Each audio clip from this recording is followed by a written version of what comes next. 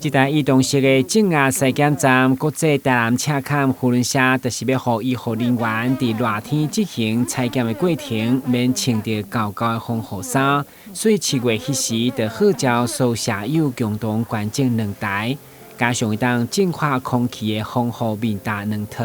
拢是希望提供舒适安全作为后盾，来守护大家健康。上午台南病院特别举办关进仪式。感谢扶轮社用实际行动来消停。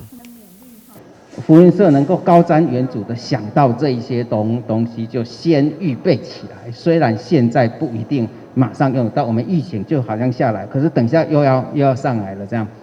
这时候再来手忙脚乱，已经来不及了，这样。所以，我们其实大家都在准备这些东西，可是准备的时候难免有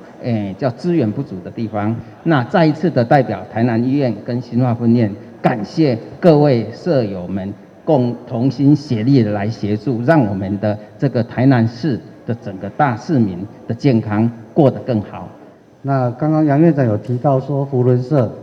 不是只有盖凉亭哦，在现在的我们在防疫这边有各项防疫物资的捐赠哦，因为我们没有办法实际到第一线，所以我们只能用各项物资来守护我们的第一线。哦，再次感谢我们的医护人员，谢谢。跟院长报告就是说，如果还有需要我们赤坎护轮社做连续计划的，也可以再跟我们来提出，因为我们赤坎护轮社还有其他护轮社都每年都会有做这种服务计划，不止在这个领域哈，我们在教育的领域也都有，在环境的领域也有。好，我们在我们总共7大焦点领域，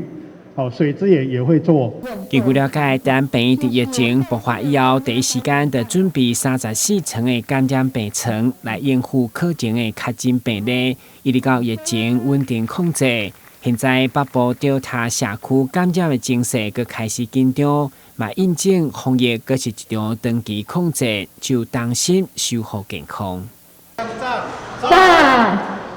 第一新闻，军职何秋邦采访报道。